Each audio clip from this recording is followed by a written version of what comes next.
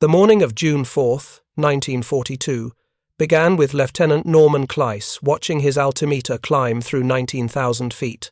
Below him, somewhere in the vast Pacific, 4 Japanese aircraft carriers were preparing to launch a strike that could end American resistance in the Pacific before it had truly begun. Kleiss flew an SBD Dauntless dive bomber, a plane already considered obsolete when the war started, and in the next 4 minutes, he would discover something about dive bombing that contradicted everything the Navy had taught him. He would release his 1,000-pound bomb from an altitude so low that every instinct screamed at him to pull out.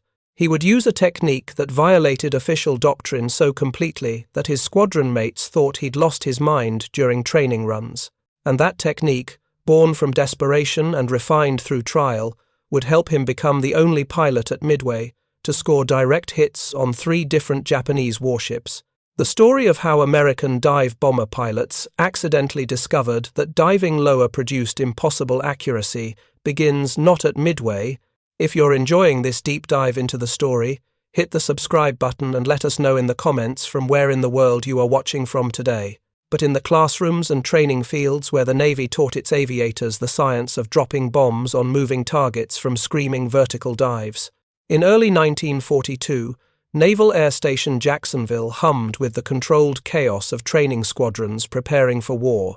Dive bombing doctrine, refined throughout the 1930s, prescribed a specific sequence that every pilot memorized until it became muscle memory. Approach the target at 14,000 to 16,000 feet, roll inverted at the pushover point, pull through into a 70-degree dive angle, track the target through your telescopic bomb sight, release at 2,500 feet, pull out immediately.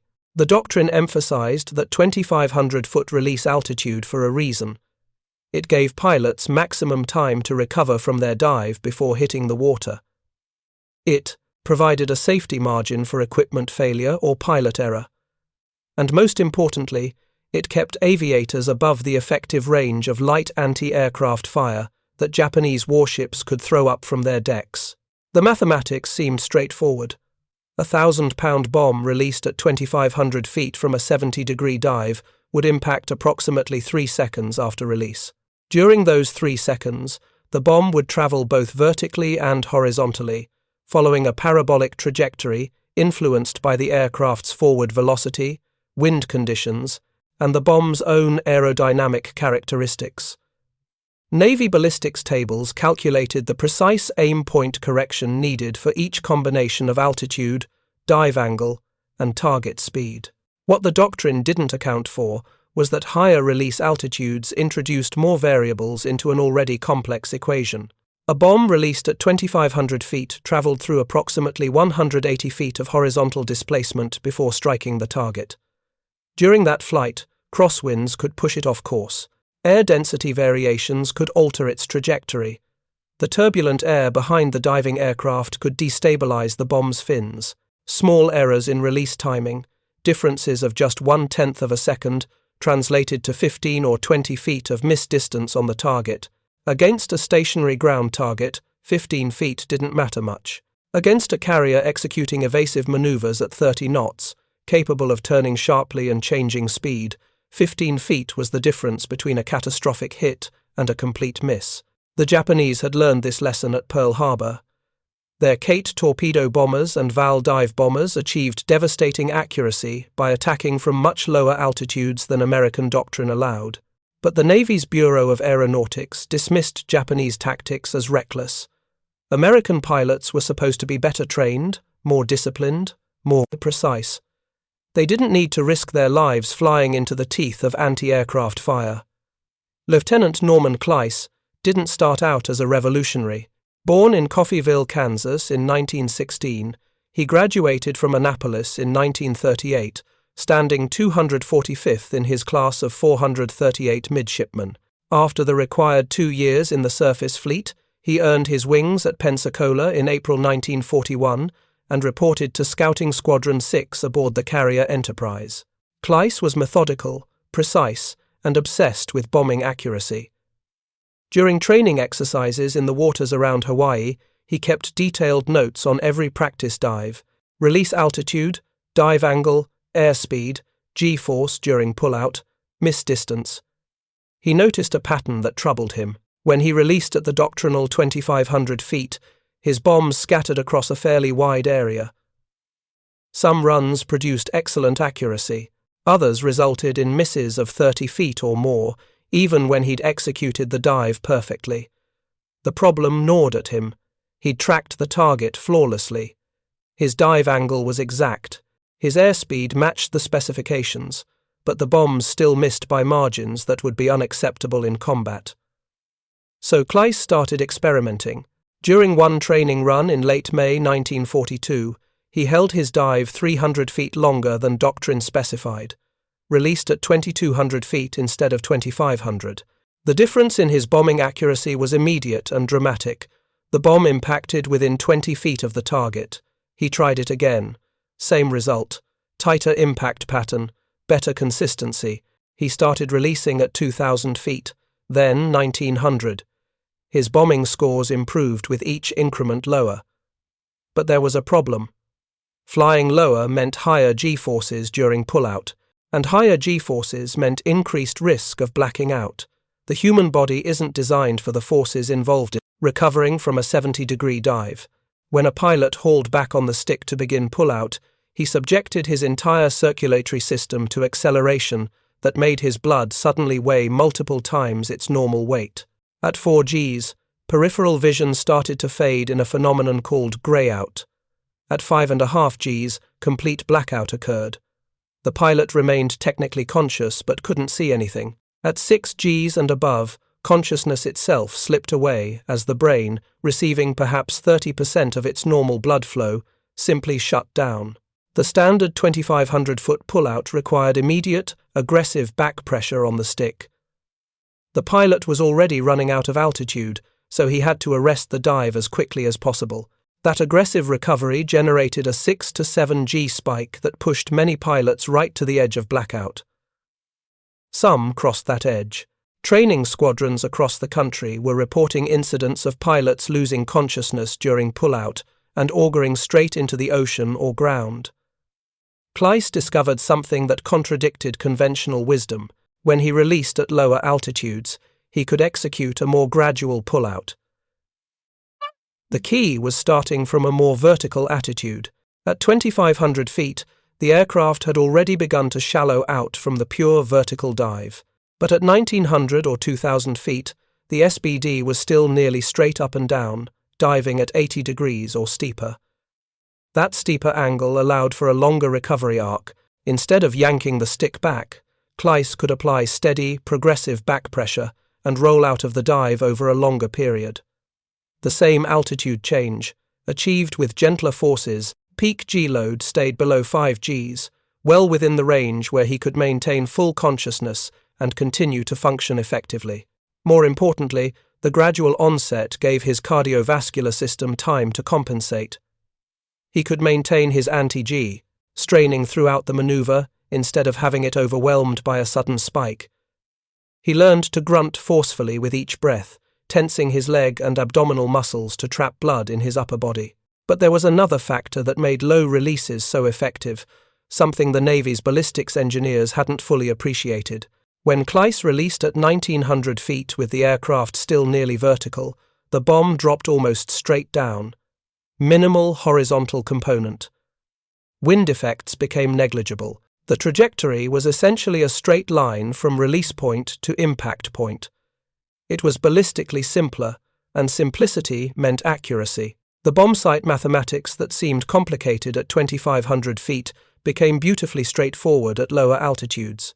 The 3-power telescopic sight fitted to early SBDs had a fixed depression angle calculated for standard release parameters. But that calculation assumed significant horizontal velocity during release. At very low altitudes in a near-vertical dive, the horizontal component disappeared. The pilot simply put the crosshairs on the target and released. No lead angle, no correction for wind drift. Just pure, direct aim. Kleiss kept this technique to himself during training. He suspected his squadron commander would order him to stop if he found out. The technique looked suicidal. Diving to 1,900 feet before pulling out left almost no margin for error. If the engine quit, If the dive brakes malfunctioned, if anything went wrong, there wasn't enough altitude to recover. But Kleiss had done the math. The risks were actually lower, not higher. Gentler G-forces meant zero chance of blackout. More accurate bombing meant better chance of hitting the target on the first pass and getting out alive. On June 4, 1942, Kleiss would get the chance to prove his theory under the worst possible conditions. At 7:02 that morning, Lieutenant Commander Wade, McCluskey led 32 SBD Dauntlesses off Enterprise's deck. The Japanese carrier striking force was somewhere to the northwest. 4 fleet carriers, the same ships that had attacked Pearl Harbor 6 months earlier. McCluskey's mission was simple: find them, sink them. The flight out took over 3 hours. Fuel gauges crept steadily downward. Some pilots began to wonder if they'd have enough gas to make it back to Enterprise even if they found nothing. Then, at 10:05, McCluskey spotted a lone Japanese destroyer racing to rejoin the main fleet. He made a calculated decision: follow the destroyer's wake. If the ship was returning to the carrier force, its heading would lead directly to the target. 15 minutes later, the carriers appeared below, 4 of them: Akagi, Kaga, Soryu, and Hiryu, steaming in formation with their escorts spread around them. The sight was both magnificent and terrifying. These ships represented the most powerful naval striking force in the Pacific, and they were completely undefended at high altitude. Every Zero fighter in the combat air patrol had been pulled down to sea level to intercept American torpedo bombers that had attacked moments earlier. McCluskey began his attack at 10:22. He designated his squadron to hit Kaga, the nearest carrier. Lieutenant Richard Best, leading a second squadron that had joined the formation, saw Kaga already being engaged and made a split-second decision to shift his entire squadron to Akagi. Meanwhile, Yorktown's dive bombers, arriving from a different direction, began their attack on Soryu. 3 American squadrons, 3 Japanese carriers, all being attacked simultaneously. Kleiss was 4th in the attack queue on Kaga. He watched the 3 aircraft ahead of him roll inverted and plunge toward the carrier. The ship was turning hard, trying to present a smaller target, throwing up walls of anti-aircraft fire. Black puffs of exploding shells filled the sky around the diving aircraft. Kleiss rolled inverted. The world tilted. Sky and sea exchanged places. He pulled through into his dive, and suddenly he was falling toward Kaga's flight deck at 240 knots. The bomb sight came up to his eye. He could see aircraft spotted on the carrier's deck, their wings folded, ground crew scrambling. The ship was maneuvering hard, turning to starboard. Standard doctrine would have him releasing right now, at 2,500 feet. But Kleiss held the dive. He held it through 2,300 feet, through 2,200. The altimeter unwound with terrifying speed. Anti-aircraft fire streamed past his wings. His radio man in the rear seat called out altitudes. 2,000 feet. 1,900. The carrier's deck filled his entire field of vision. He could see individual sailors running across the flight deck. At 1,800 feet, Kleiss released. His 1,000-pound bomb and 2 wing-mounted 100-pound bombs dropped free. He immediately began his pullout, applying steady back pressure on the stick. The G-forces built gradually, 4 Gs, 4.5, 5. His vision narrowed slightly but remained clear. He maintained consciousness throughout the recovery, tracking the bomb's trajectory all the way to impact. The 1,000-pounder struck Kaga's flight deck just forward of the midship elevator, penetrating through to the hangar deck. The 2 smaller bombs hit moments later, one near the forward area where the rising sun emblem was painted on the deck. The explosions were catastrophic. Kaga's hangar deck was packed with fully fueled and armed aircraft waiting to launch. When Kleiss's bomb detonated among them, the chain reaction began immediately. Aviation gasoline ignited. Torpedoes exploded. Within seconds, the entire hangar was an inferno. Kleiss pulled out at approximately 900 feet, well above the fragmentation radius of his own bombs. He later estimated he'd used 7 or 8 Gs during the recovery, substantially higher than the 4 G pullouts specified in doctrine. But because he'd applied the G-force gradually over a longer period, he never experienced even partial greyout. His arms felt heavy, his head pressed back into the headrest. But he remained fully conscious and in complete control of the aircraft. What Kleiss didn't know, couldn't have known in the chaos of battle, was that his technique had produced accuracy that naval aviation had never before achieved.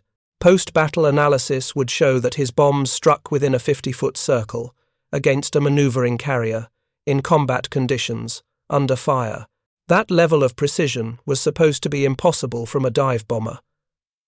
The reason became clear when analysts examined the dive profiles recorded by aircraft instruments. Kleiss had released at 1,800 feet while still diving at approximately 80 degrees. At that angle, his bomb travelled only about 40 feet horizontally before impact. Flight time was less than 2 seconds. The trajectory was so vertical that wind drift was negligible. Crosswinds that would have pushed a bomb 30 feet off course at 2,500 feet altitude had almost no effect at 1,800 feet. More significantly, the timing window for accurate release was much wider at low altitude. At 2,500 feet, releasing 1/10 of a second too early or too late produced 15 to 20 feet of miss distance. At 1,800 feet, that same timing error produced only 5 to 7 feet of deviation. The lower altitude made the bombing problem dramatically more forgiving. That afternoon, Kleiss flew a second mission against Hiryu, the fourth Japanese carrier that had escaped the morning attack. Again, he held his dive well below doctrinal release altitude. Again, he scored a direct hit. His bomb struck near Hiryu's bow, one of only 4 or 5 bombs to hit the carrier. The impact helped seal Hiryu's fate. Over the next 2 days, Kleiss flew 2 more missions. June 6th, he attacked the heavy cruiser Mikuma and scored his 3rd direct hit of the battle, placing his bomb near the ship's smokestack.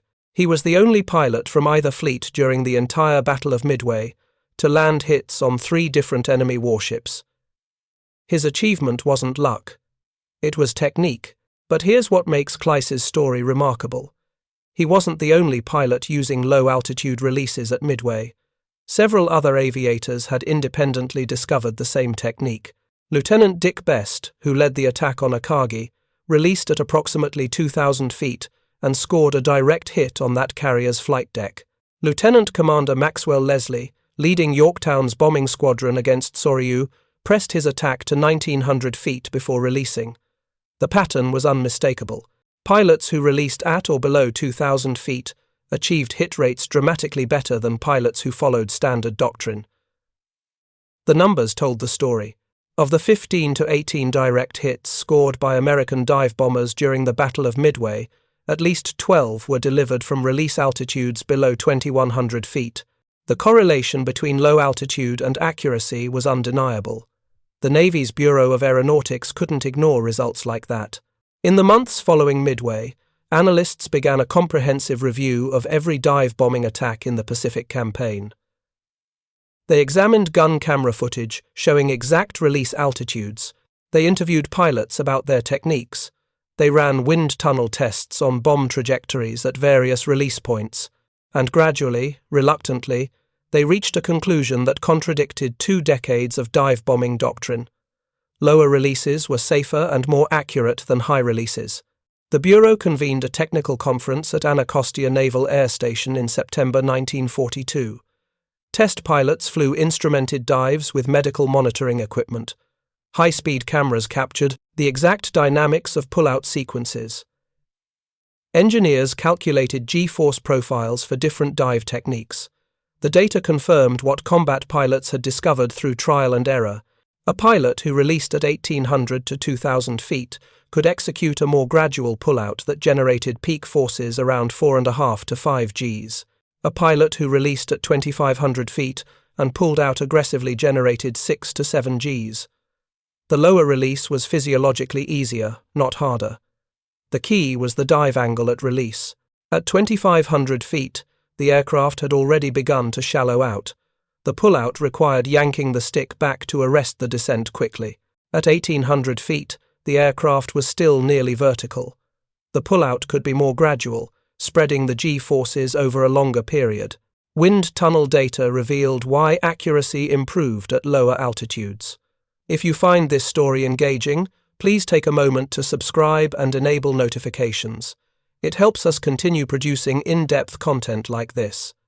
A bomb released at 2,500 feet in a 70-degree dive traveled through complex aerodynamic conditions. The turbulent air behind the diving aircraft disrupted the bomb's stabilizing fins. Crosswinds acted on the bomb throughout its 3-second flight time. The horizontal component of velocity was significant, requiring precise aim point corrections. But a bomb released at 1,800 feet in an 80-degree dive entered clean air almost immediately. The trajectory was nearly vertical. Flight time was under 2 seconds. Wind effects were minimal. The bomb sight calculations became trivially simple. Put the crosshairs on the target. Release. The bomb went where you pointed. By November 1942, the Navy had officially revised its dive bombing doctrine. The new recommended release altitude was 1,800 to 2,200 feet, with pilots encouraged to go lower if conditions permitted. Training squadrons began teaching the low-altitude technique that Kleiss and others had pioneered. New pilots learned to hold their dives past the point where every instinct screamed to pull out. They learned to trust their altimeters. They learned to execute gradual pullouts that kept G-forces manageable. The results transformed American dive bombing effectiveness. During the Guadalcanal campaign in late 1942, SBD Dauntless pilots achieved hit rates of 28 to 32% against maneuvering warships. Historical averages from earlier in the war had been 18 to 22%. That 10 to 14 percentage point improvement translated directly to more Japanese ships sunk per sortie, fewer bombs wasted, and more American pilots surviving to fly again. The technique reached its peak effectiveness during the Battle of the Philippine Sea in June 1944, exactly 2 years after Midway. American dive bomber squadrons using low-altitude releases achieved hit rates approaching 40% against Japanese carriers. Some pilots were placing bombs within 30-foot circles from release altitudes as low as 1,500 feet. The Japanese never fully adapted. Their dive bomber doctrine continued to emphasize higher release altitudes throughout the war. VAL dive bombers typically released at 3,000 feet or higher, accepting reduced accuracy in exchange for longer pull-out times. The difference in effectiveness was stark. American SBDs at Midway sank 4 carriers in one day. Japanese VALs, attacking with greater numbers during the Battle of Santa Cruz 4 months later, scored only 2 bomb hits on the carrier Hornet, despite launching over 50 aircraft in multiple strikes. What Lieutenant Norman Kleiss discovered that morning over the Pacific wasn't just a better bombing technique. He'd found a fundamental truth about precision air attack that would influence aviation tactics for decades. The closer you got to the target, the more accurate you became. But getting close required nerve, discipline, and a willingness to fly into the danger zone when every survival instinct demanded you turn away. By the time Kleiss retired from the Navy as a captain in 1962, the dive bomber had been replaced by jet attack aircraft, capable of delivering weapons with radar-guided precision. But the principle he'd helped establish remained central to air combat. Accuracy matters more than safety margins. A hit from low altitude is worth more than 3 misses from high altitude. And sometimes the most dangerous-looking technique is actually the safest, if you understand the physics. Kleiss lived to be 100 years old, passing away in April 2016. He was the last surviving dive bomber pilot from the Battle of Midway.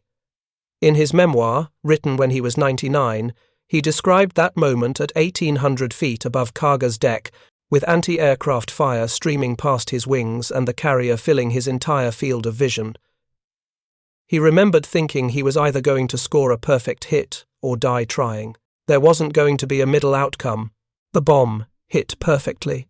Kleiss pulled out at 900 feet, climbed away from the burning carrier, and headed back to Enterprise with enough fuel for 15 more minutes of flight.